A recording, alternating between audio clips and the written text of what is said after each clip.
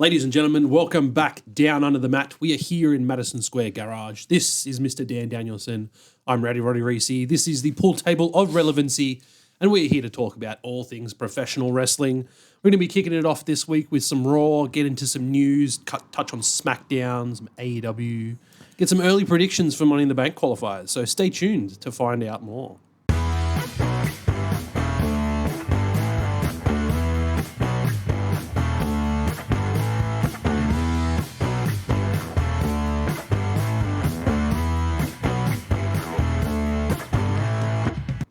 Dan, how's your week been? Busy, mate.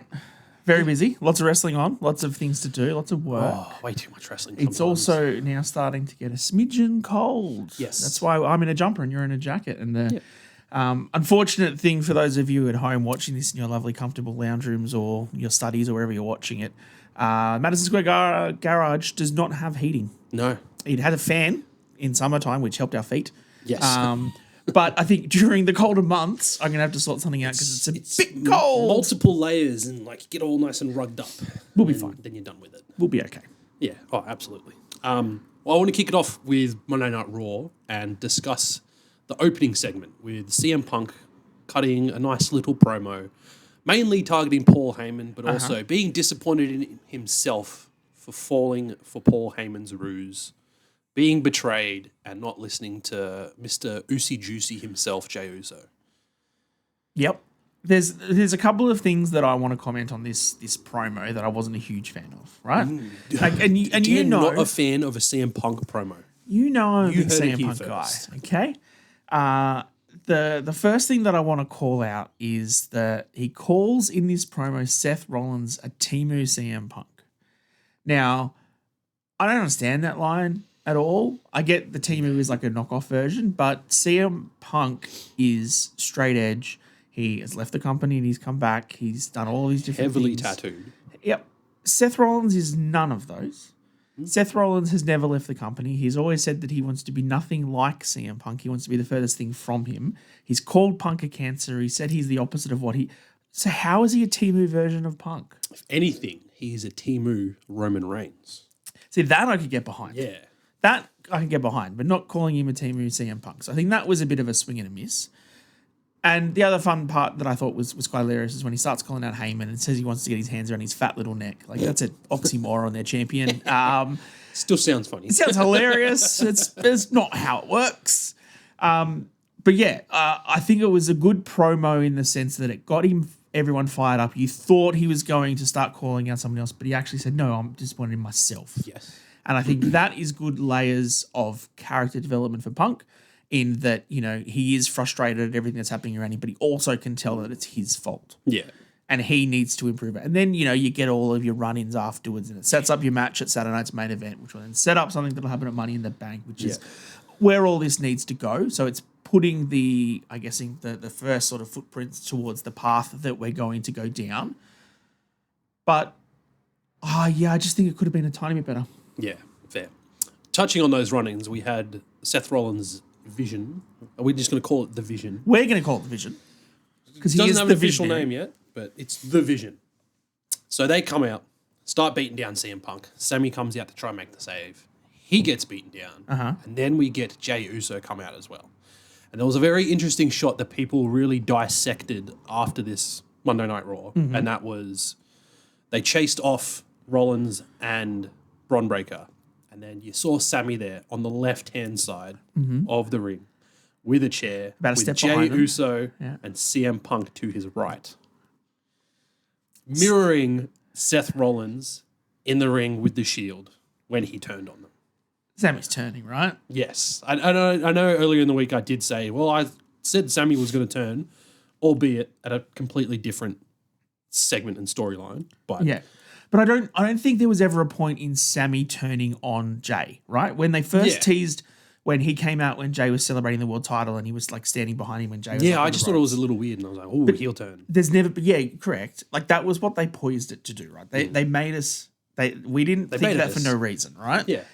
But character-wise and story-wise, there was no reason for Sammy to turn on Jey.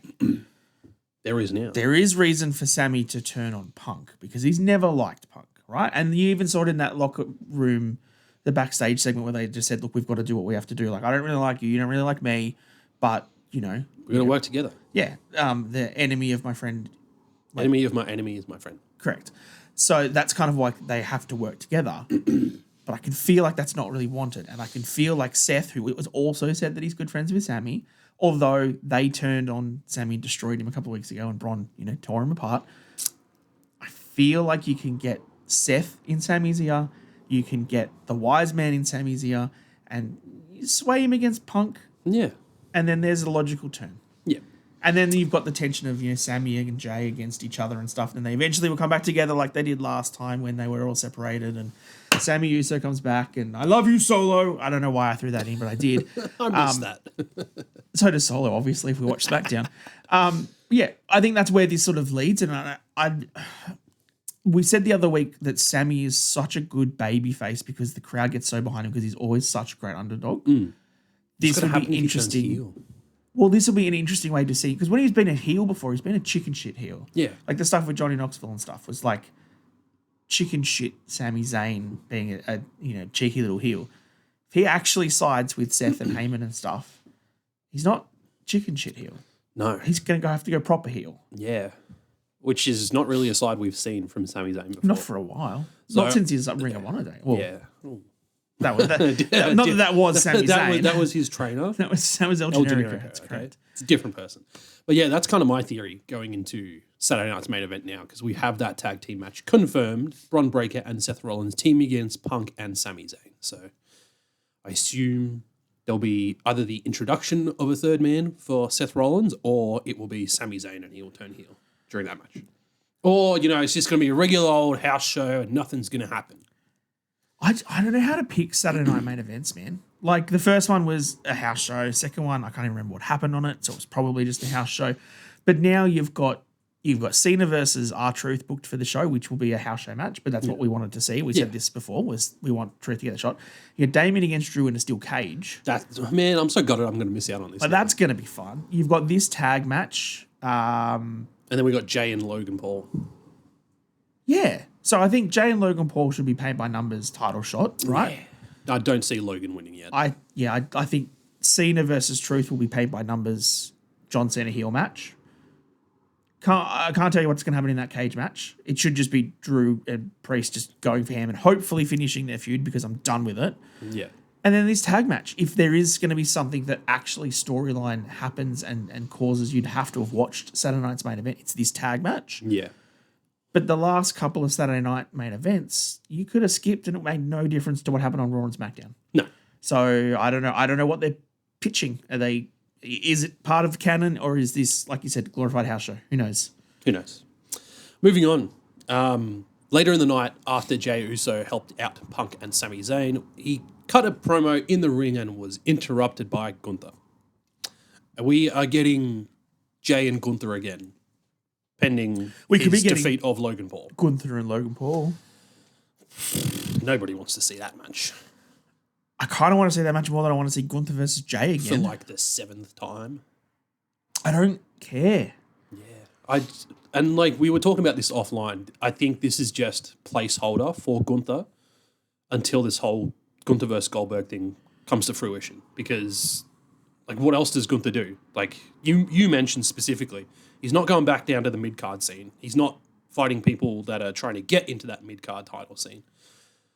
The World Heavyweight title picture is the only way for him to be featured on TV because there's no real like solo feuds not revolving a title that he could be involved in. Well, the problem is all of the people that you would say are in that world title feud or should be in that area are Punk, Sammy, Seth, and Bron, and they're all tied up doing their own thing. You can't just put Gunther in that because it makes no sense. No.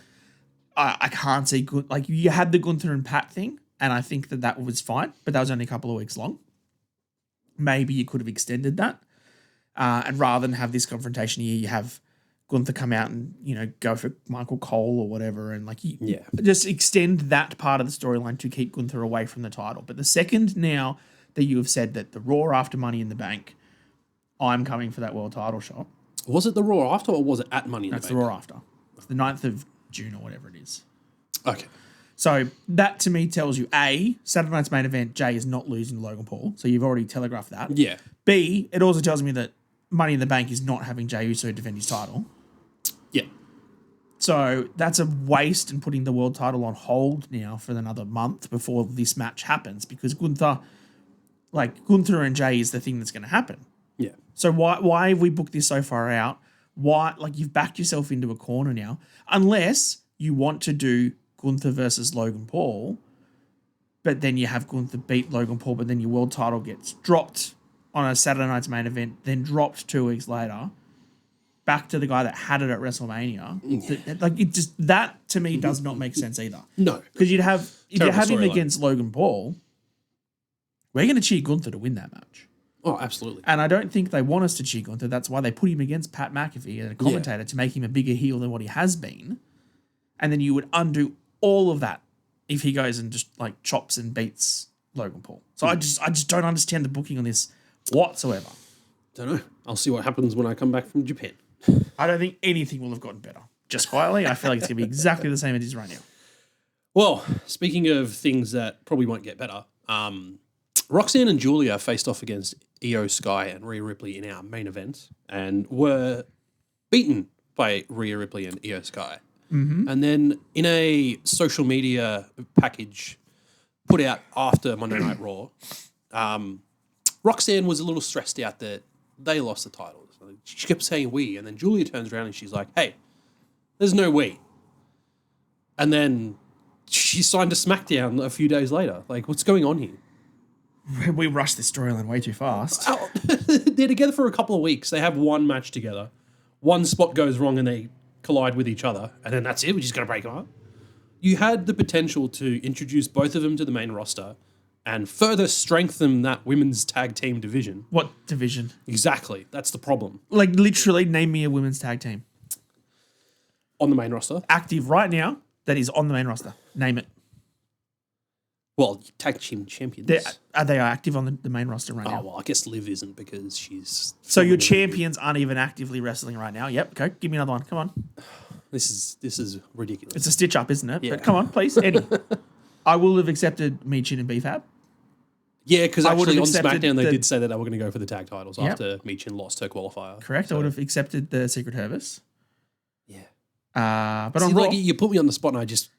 I freeze. because I there go blank. is no women's tag team division. And then you had, like you said, 2 people that you were brought up from NXT to debut that were actually tagging together quite well, that were working well as a duo on Potential TV, down had the heaps drain. of potential, and you're just like, nah, let's just split them. Women's tag team Why? division, we don't need it. Who cares? Why? What's Julie going to do? She's got her Money in the Bank qualifier next week. But Does she? Yeah. Did you didn't see? I don't know if I paid attention. Who's she qualify with? Charlotte? Oh, that's why she's on the SmackDown one with her and Zelina Vega. Yes, okay. correct. So Charlotte qualifies for Money in the Bank, and then you get Julia and Vega for the title. No. Why not? Why would you not put the US title on Julia? Julia qualifies. Charlotte goes to the US title. Oh, but you've already got Alexa Bliss in the Money in the Bank. I think Alexa and Charlotte in their match together is going to cause something. Well, yeah. That storyline didn't get as much traction as I hoped this week. It was kind of just a little backstage interaction. Thanks, Lexi.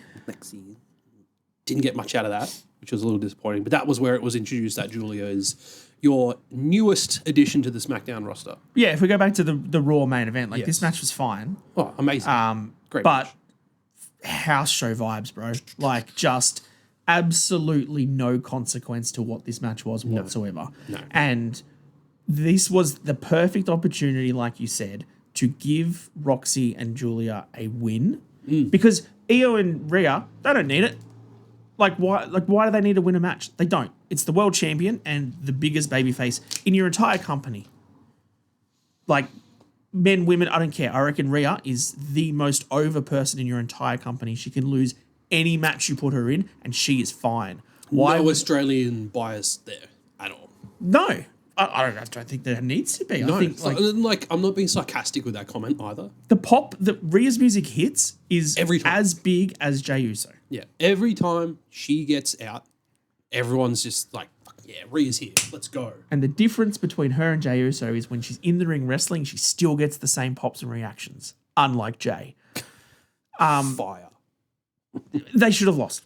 Yeah. You should have given this win to Julia and Roxy. You should have Then given them some progression to keep going. And then that gives more tension for Rhea and Io. Because at the moment, they're just doing the whole buddy-buddy thing. And just, one of two things are going to happen. Rhea's going to snap and turn heel on her. I want my title. I'm coming for it. Or it leads to our theory of Mummy in the Bank. And then she cashes in. But, like, how do you bridge that gap between...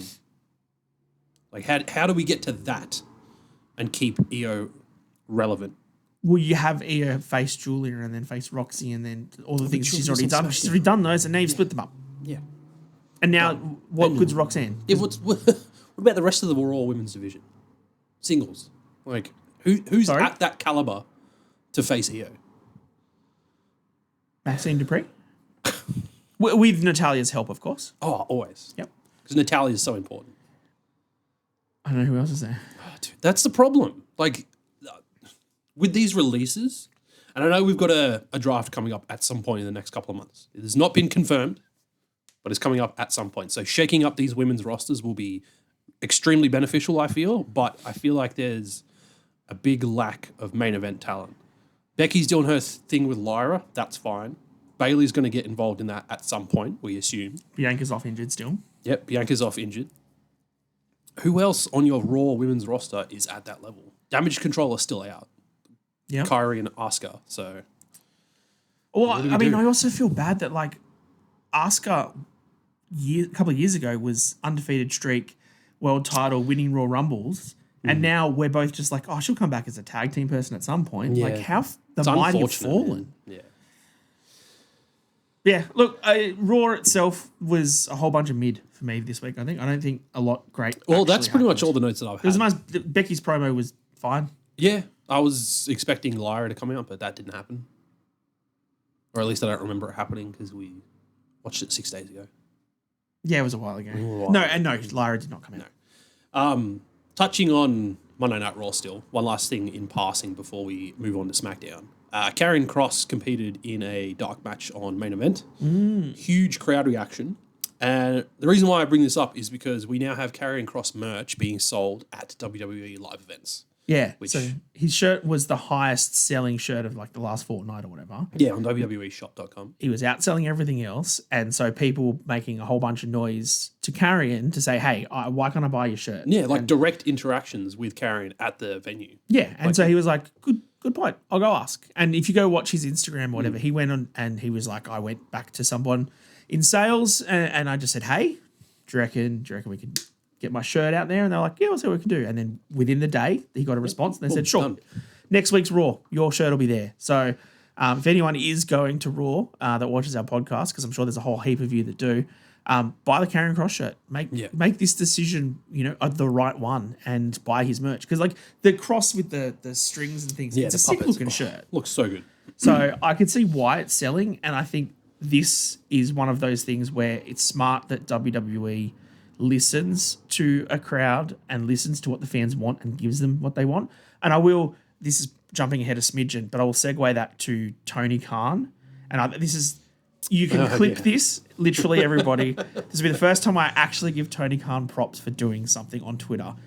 But if you watched Dynamite this week, Mina Shirakawa was in a match with Tony Storm in the Fatal 4-Way title eliminator match. Which is the dumbest thing in the world. I think those title eliminator things are stupid. Yeah. But anyway, she came out to new music and everyone was like, what the hell is this? This is Mina terrible. Seemed to be vibing it. She was having fun dancing her way to the ring. I think she would have, regardless of what song. You could have played Creed behind her and she would have danced her way to the ring like she did. We would have probably preferred that because Creed rocks. But then, people were like just firing up to Tony and then he was like, yeah, sorry, my bad. And literally at the end of the match, they played her original music again. Yes. So, like, that to me was... After she pinned Tony Storm with a roll-up.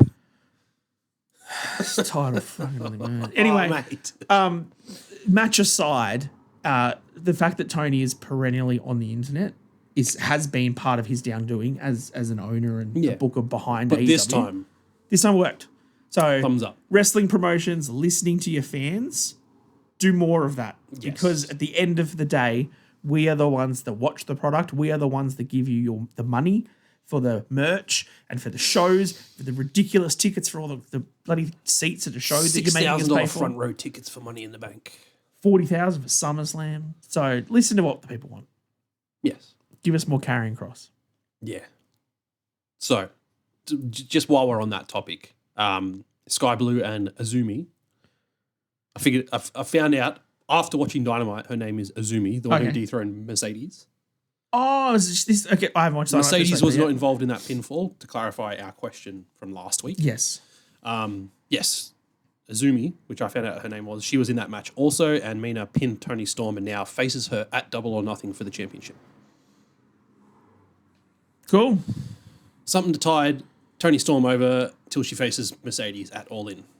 Because Mercedes is going to win the Owen, right? Yeah. We'll have a whole other video about my theory on that.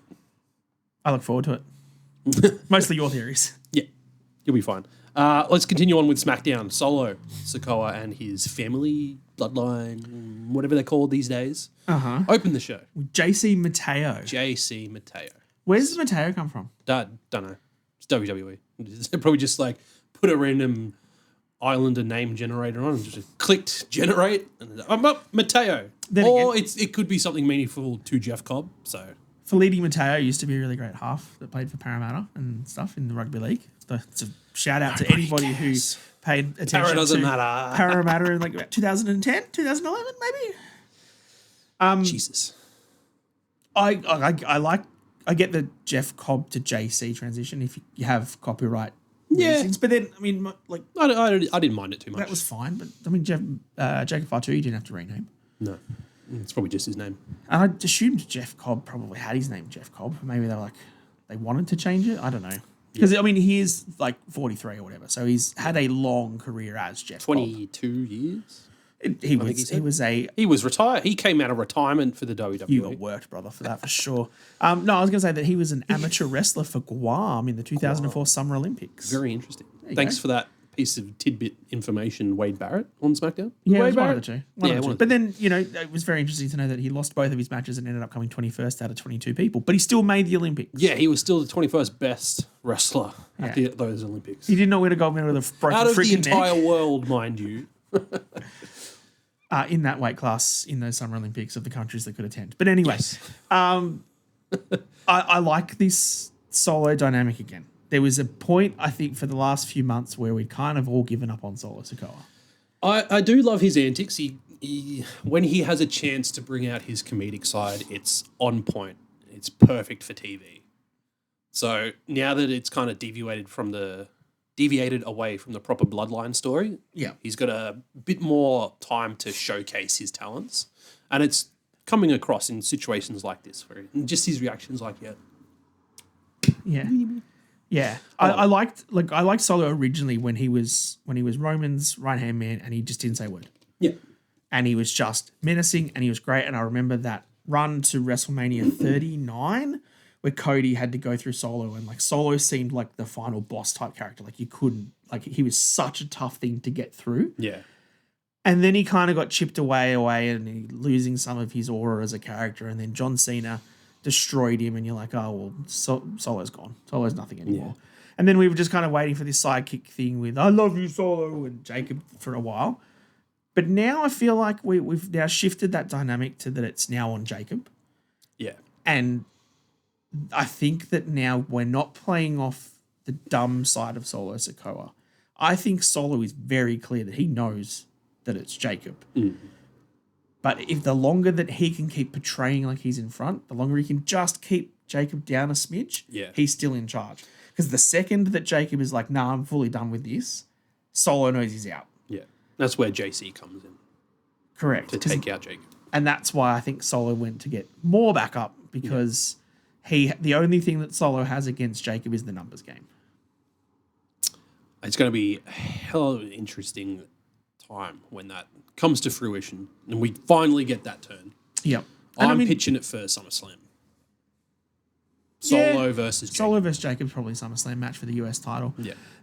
Assuming some shenanigans happens with the Money in the Bank stuff that Solo doesn't win that. Well, although I wouldn't be against Solo winning Money in the Bank. No, that's a bit of an interesting tidbit. Because Solo did qualify for Money in the Bank defeating Rey Fenix and Jimmy Uso as well. Which Rey Fenix was, as soon as I saw that, I was like, oh, Rey's getting in for sure. Not knowing that he's been heavily featured for the AAA WWE NXT Worlds Collide show that's happening on the same day as Money in the Bank. So he's likely getting featured on that instead of Money in the Bank. But mate, a few weeks into his WWE career, he was on the WrestleMania card. I've seen people respond to reports that people are saying Fenix has been fumbled already. Please. That's why I bring that up. Are you kidding? He was on the WrestleMania card within mere weeks of being At what point is he being fumbled? Because he didn't qualify for Money in the Bank. Dumb. Stupid. Because you know what? You know what we're going to get? Penta's also not going to qualify for Money in the Bank because they're both going to be in a tag match for Worlds Collide. Yeah. That's my big theory. I think so. And I think then you finally get the Lucha Bros on Raw to take those tag titles off the New Day or have a decent feud with someone on Raw because their tag team division sucks. Sucks. That's why we didn't talk about it. Yeah. Just say that they fumbled Rey Fenix, man. That's stupid. Yeah. Don't like it. Keeping on topic of Money in the Bank, Alexa Bliss qualified as well this week. Yes. Defeating Chelsea Green and Mi Chin in a triple threat match. So, surprise, surprise. Chelsea's not going to be Money in the Bank this year. Yeah, look, that's fine. I mean, I totally forgot that this match happened because I saw that it was Mi Chin and Chelsea Green. I was like, I've seen this 1,000 times. I don't way care too anymore. many times, bro. And putting in Alexa Bliss Too many times. didn't make that any different because I was like, well, what's going to happen between all of these? And then Alexa's going to hit Sister Abigail and win at the end. Yeah. Because that's exactly what happened. Yes, exactly. And we kind of touched on before with the Charlotte stuff. I think Charlotte, I guess Charlotte has to qualify next week. And there's something with her and Lexi in the Money in the Bank, and then that could go with SummerSlam. I do like that, but I'd like to see Charlotte lose and continue losing until she gets that US title. That's not what Charlotte does, mate. You know She this. lost at WrestleMania. Death, taxes, and Charlotte Flair winning. But not at WrestleMania. It's only because I'm sure somebody really made her put her over Tiffy.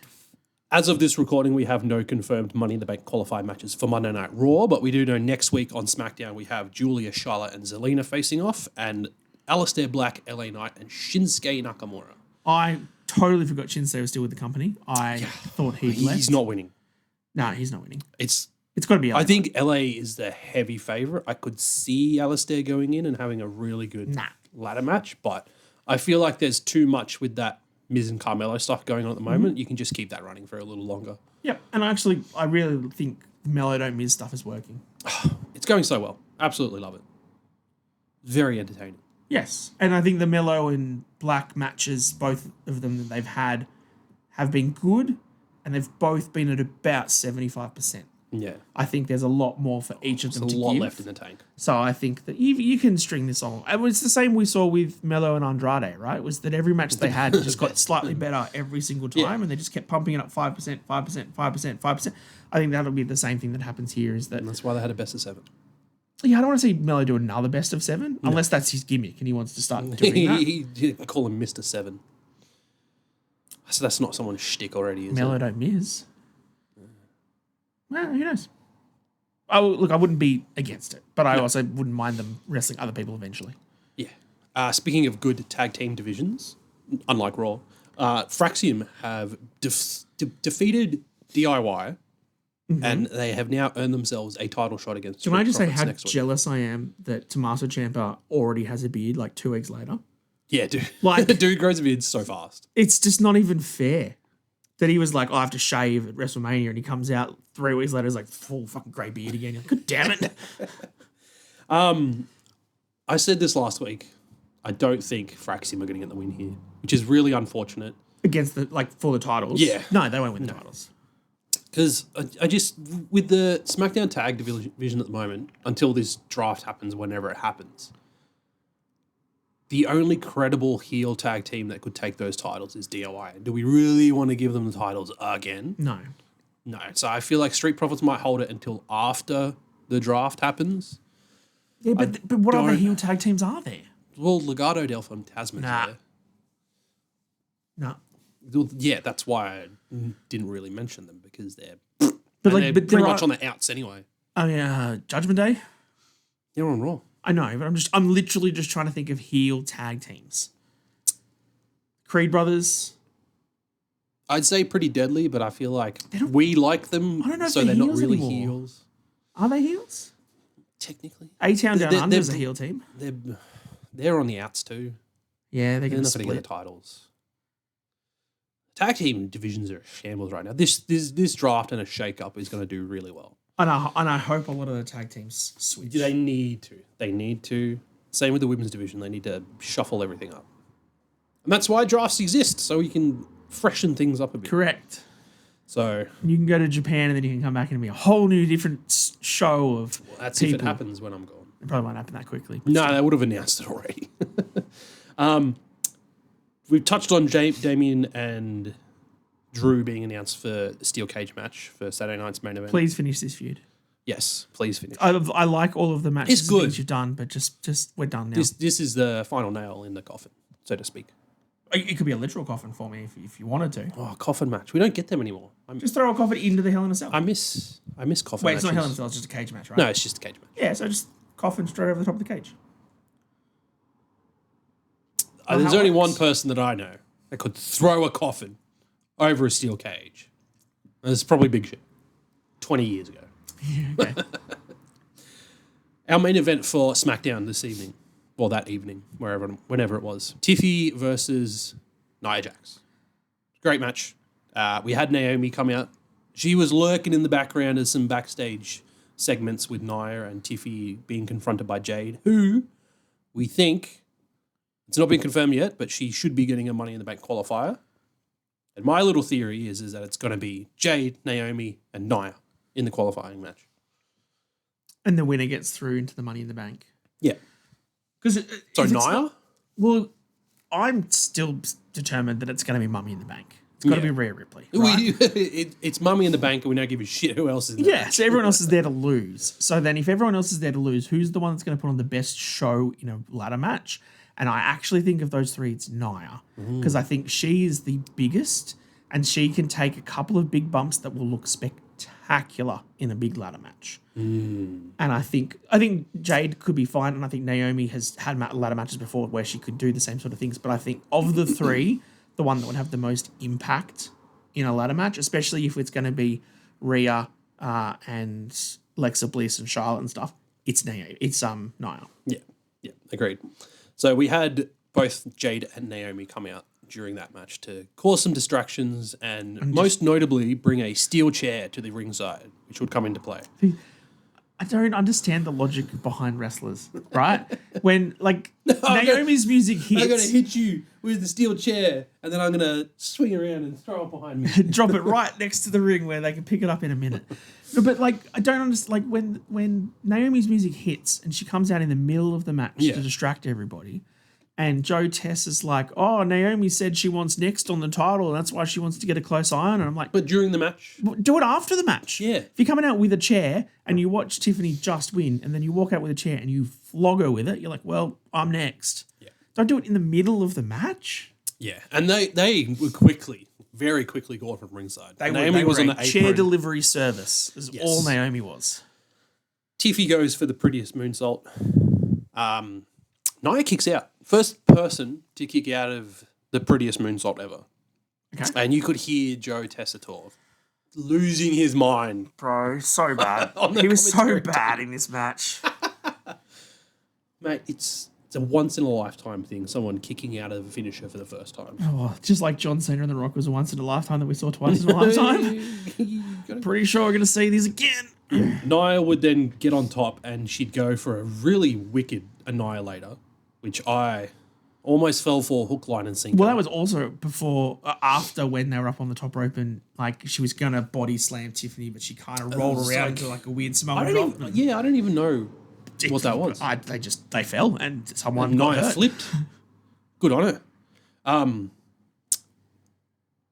Tiffy, after getting the annihilator, very quickly reaches out for that rope. 2.999. Almost had me. And that's where Nia's like, "Nah, I'm done. I won this match." Blah, blah, blah. Grabs the title. Starts walking around the ring. Throws it on the apron. Grabs the steel chair that was brought in. Stupid referee's like, "Well, I'm going to get the belt. I'm going to move it out of the and not look at what's happening and pull me here a chair." Nia slides in the ring with the chair. Drop kick to the face. busted open immediately, the hard way. Prettiest moonsault ever. 1, 2, 3. Tiffy retains. The color that Nia got, how quick that just like engulfed her face. Crazy. She face butted that chair. Yes. Like just boom. I've not seen anyone throw shade at anyone about that yet, but I feel like Nia had the chair around the wrong way.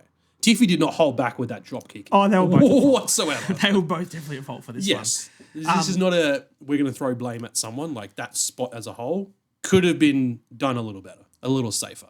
Yeah, I think so. I also just want to point to the referee that's like, oh, we better get this title. Oh, she's bleeding. 1, 2, 3. All right. Hey. Don't know what happened, but fair enough. Must have been a clean victory for her to just be covered in blood in 3 seconds when I didn't look. What I noticed was Nia rolled out of the ring. The WWE medic was right there with the towel. 100%. And she just fucked off out the back. Yeah, she was just gone. She wanted the photo, which is now all over social media and stuff. Like that's big cut above her eyebrow. Thanks, Yeah, we'll put it there. Yeah, like good match, good finish, 100% Naomi and that were just the chair delivery service for this one spot, which I think was fine. Again, the same idea as the Drew and Damien stuff. I've enjoyed all of the matches we've had with Tiffany and Nia. I think they've all been good. She has made Nia look really good since her return from injury. And I think the last run that she's had, Nia, has been way better than she ever had been. So anyone that gives shade that Nia can't wrestle is full of shit now because 100% she has been really, really good. But I'm done with her and Tiffy now. I think this is we can move on. Let's have her squash Naomi. Let's have her go for Charlotte. Let's just separate the two for a while. Okay, we've had enough. Yeah, I don't want to see Drew and Damien. I don't want to see Nia and Tiffy. I don't want to see Jay and Gunther. Don't want to see Michin and Chelsea again. Exactly. Let's move on. Let's have some new feuds, and I think that's the point where we're both itching now for this draft because I think there does need to be a little bit of change. Yeah, we need some fresh feuds and stuff. So, look, that's pretty much it from Raw and SmackDown this week. Not a huge amount to touch on from NXT. You watched the Joe Hendry, Trick Williams contract signing for their match at Battleground next week for the TNA World Championship. Which that is historical, yes. Right? The fact that it's the TNA title being defended on a WWE PLE. I'm not overly invested into the Trick and Joe Hendry feud. I think it's fine. I think they've been jumping between shows, which is keeping everybody entertained. Yeah. Which I think is smart business in that you now have the TNA fans having to watch NXT to see if Joe Hendry shows up, and you've got your NXT fans having to watch TNA to see if Trick Williams shows up. So it's good cross-promotion, and I think that part of it is working. But at no point do I think Trick Williams is going to become the TNA champion. No. Unless.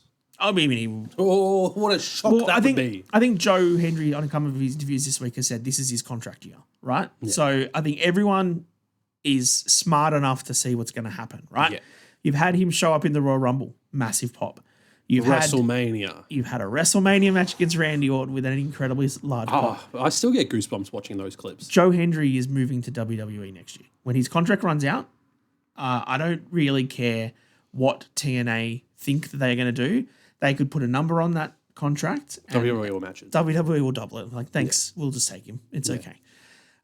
So I think this is a good run to give Joe a solid run as champion in TNA to sort of cement his legacy with that company.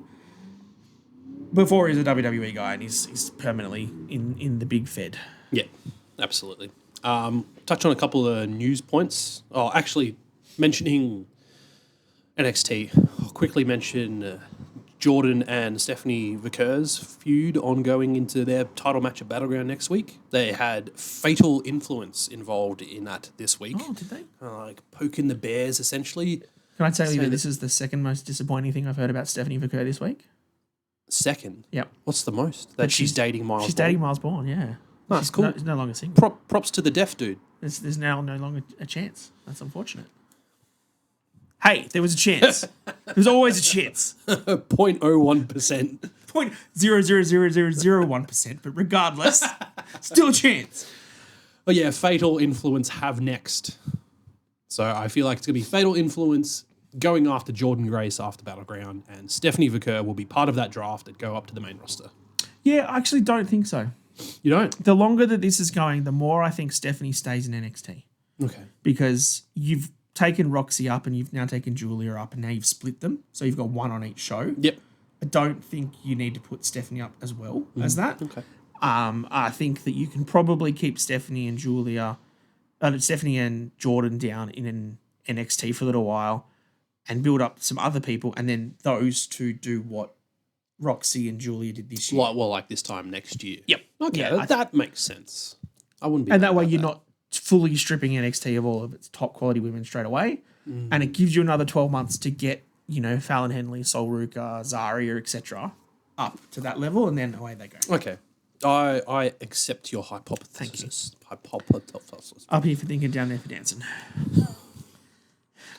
You mean your feet? Please tell me you mean your feet. I was putting on my knees, but yeah, okay. Sure, whatever. My feet's close enough. Not the other head. Hey, if I was dancing on that, we'd all be having a problem. All right, let's close on some news points. We've touched on the Karrion Cross one that you probably don't care about and probably a lot of other people don't care about, but I always liked Xia Li. She has made Xia Zhao. That makes it even worse for me. I don't know. Anyway. She was the one that came with the sword, right? Yeah. Not the white one. Carmen Petrovic. Not the white one. I'm getting cancelled. Good thing I'm going to Japan. Oh. I'm done. I don't think they're going to want you after watching this. Anyway, yeah. Yes, she made her MMA debut for Jungle MMA over the weekend. Is she with TNA still? Yes. Okay. So she was successful by split decision in her opening MMA bout. So congratulations from me, because I care. So she's had a more successful MMA career than CM Punk has. Oh! That's twice I've shot on him this one podcast. You're never going to get this again, folks, just so you're aware. What if he's doing it on purpose? Why would I do that? WWE Snack Cakes. Let's have a discussion about snack cakes and equality. Snack cakes. Snack cakes and equality. So, are we talking like little handheld cakes that you? I assume so. Otis put up a picture on his Instagram story earlier in the week. If there's anyone that I want to be talking to me about cakes, it's Otis. Oh, absolutely, right?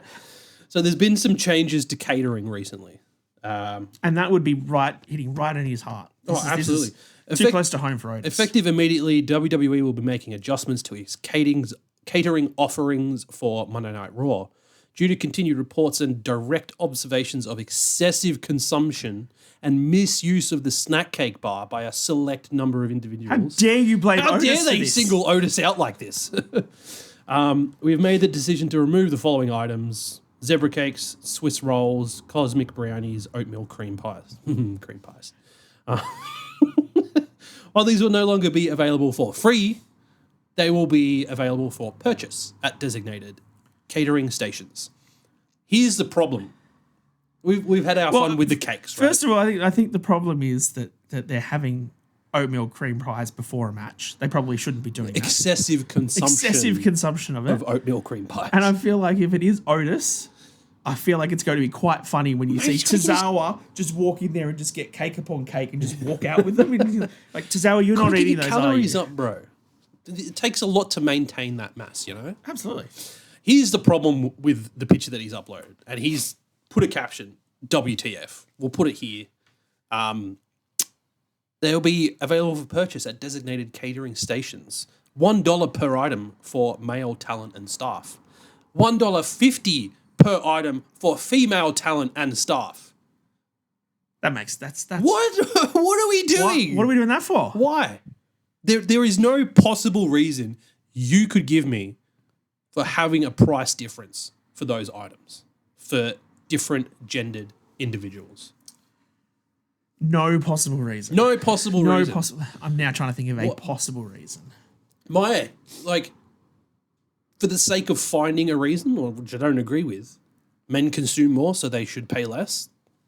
But that's fucking dumb. Yeah, that doesn't make sense because if you're as a business, you want the people that consume more to spend more and make more money out of it. Yeah. So that doesn't make sense. What are we doing? I don't know, man. What are they doing? We ain't doing shit. I mean, you've got controversies abound amongst men's and women's bathrooms in certain places. Which one do we use? Which ones can't we use? Now you're going to tell me that I can get a cake cheaper than a woman. That's very controversial, WWE. And sort your shit out, bro. Big props for Otis to whack it on social media for all of our IWC Kings to go in charge Yeah. of them for, I'm guessing. No, I want some cakes. Do we have cake this afternoon for Greg? We have some cake, yeah. Let's get some for cake. Greggles. Let's get some cake. All right. Touching on our last news item. I was going to make a joke about Naomi having too much cake, but I'll leave that there. She does have too much cake. Good on you, Big Jim. Big Jim does not proceed with caution. I can't take credit for that. She put that up on social media. That's very good. Sabu. Oh, what a segue. Jesus Christ. From cake to Sabu. Can we not laugh at this? Sorry, no. In this part, can we not laugh? We could, yes. All right. This is our last news point before I throw something surprise Dan with to close the show. Oh, fantastic. Some more news has come out regarding Sabu and his match with Joey Janela at GCW over WrestleMania weekend, and the use of a drug called kratom. Don't know how it's pronounced, but this is apparently a opioid that was used because Sabu was unable to walk several hours before his match was scheduled to take place. He had this drug, and it is what allowed him to get through the match.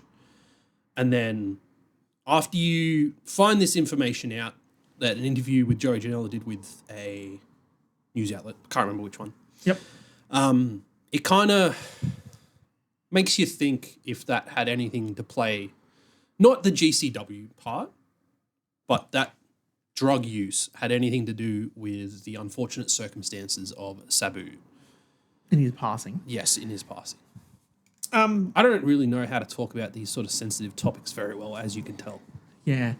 I think the problem with all of this situation, I mean, the first thing to say is obviously rest in peace for Sabu. Like he is a hardcore legend. A lot of wrestling fans have a lot of memories of some of the things that he did throughout his entire career. And although I was never a huge ECW or hardcore kind of guy, I 100% respected what Sabu did. And a lot of the things that he did was dumb shit.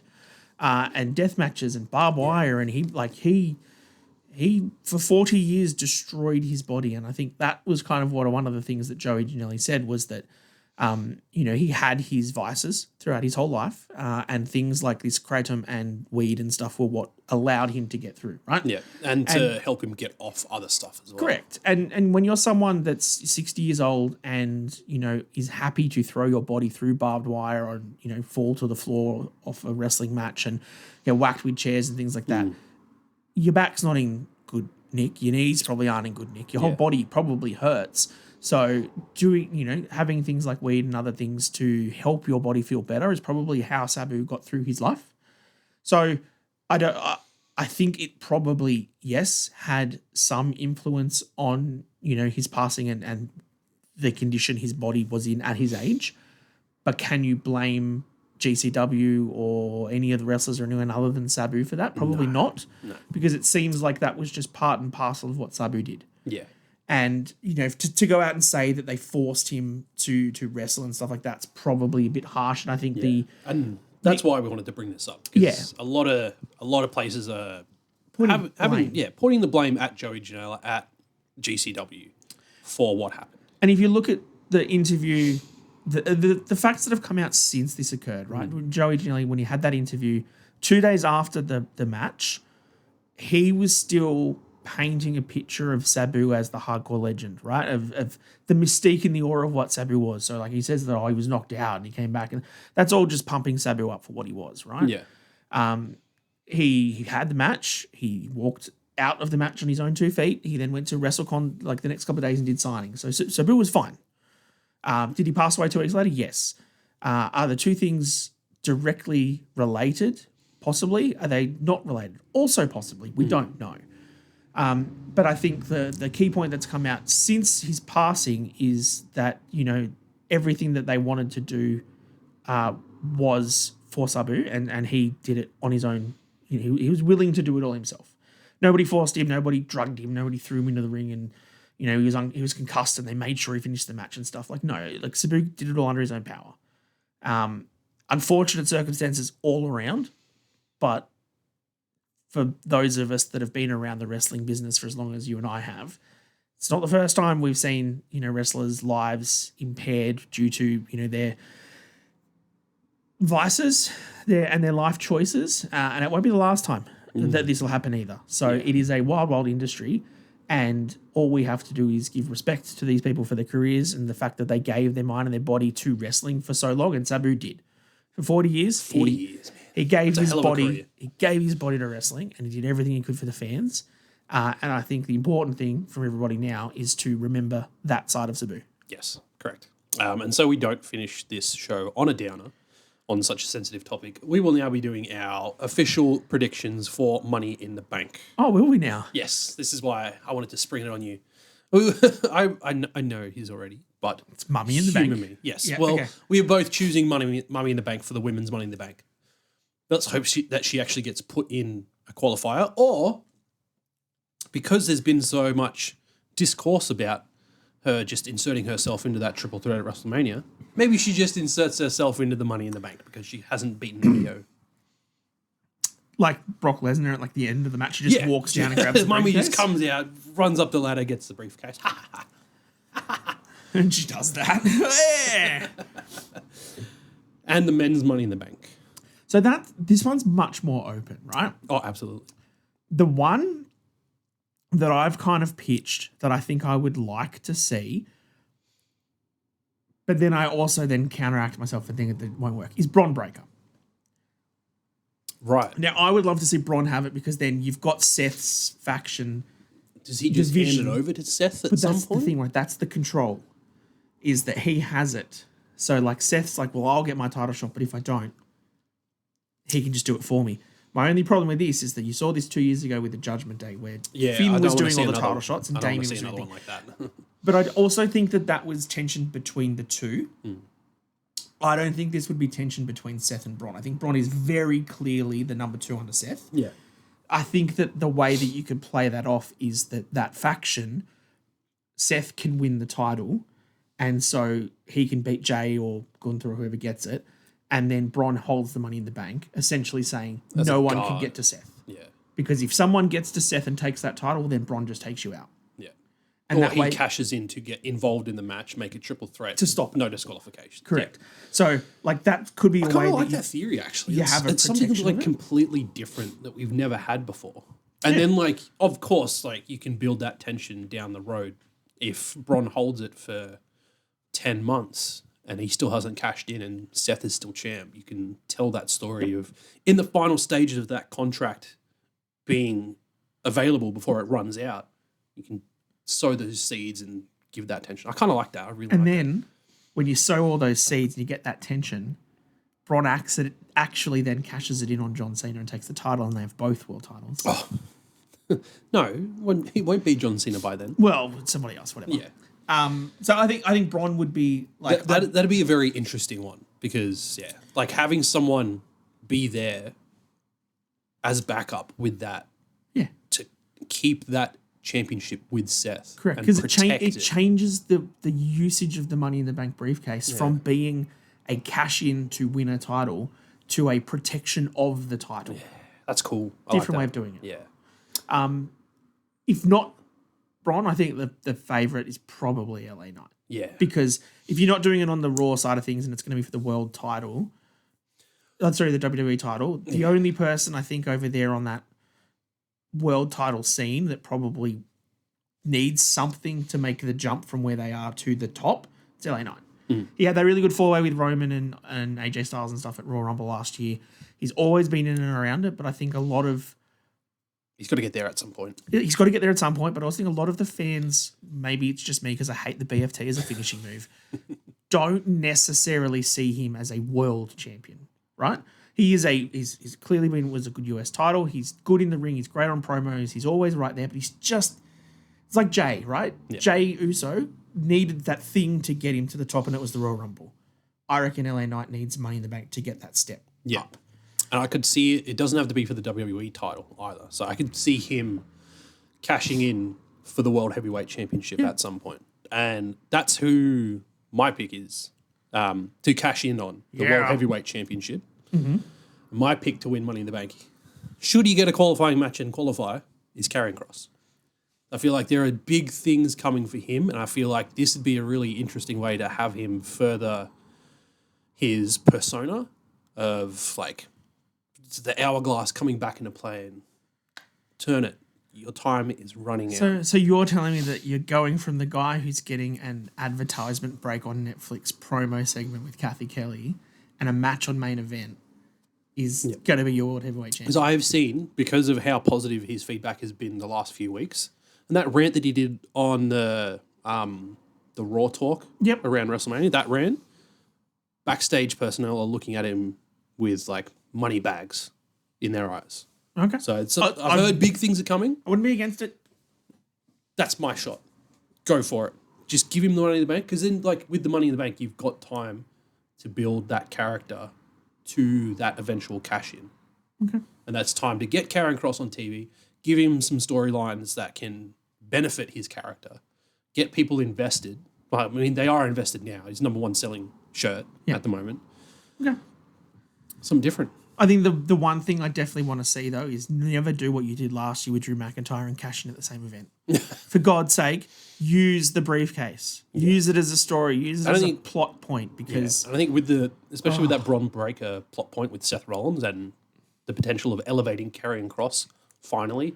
Or LA Knight. Yeah, like we have to use the men's one properly this year. I wouldn't be mad if Rhea does a same night or like within a couple of months. But wasn't Tiffy, like Tiffy was the longest Money in the Bank winner for a woman for ages. Yes. And like the second was like Io, who was like 4 days. No, Io was a few weeks. She cashed in at 4 weeks, whatever. But Alexa regardless, Bliss cashed in same night when she won it back in 2016. A few of the women's one have been too quickly. I think both of these briefcases need to hang around for a while. Yeah.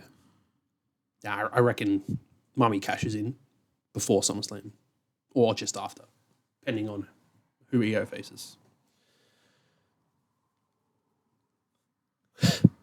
With that emote, we're going to wrap it up there. Thank you, Mr. Dan Danielson, for all your genius insights and rants. Enjoy Japan. Oh, I will. In case you didn't know, this is my last official recording before I go to Japan. It's only a couple of weeks, folks. We'll have some other videos and stuff up in the meantime. We will be predicting the next WWE champions, the next AEW champions, though, Dan, it's probably going to have a bit of a hard time with that one. Hasn't been watching it much lately. But neither have I. I've just got some good ideas. And we're also going to be predicting SummerSlam way too early. Sounds like a plan. No, way too early. It's like less 2.5 months out. It's not too bad. We'll predict it. And you'll enjoy it. Damn right. Make sure you follow us on all of our social media platforms. Thank you for tuning in, and we will see you next time at Down Under the Mat. Too sweet.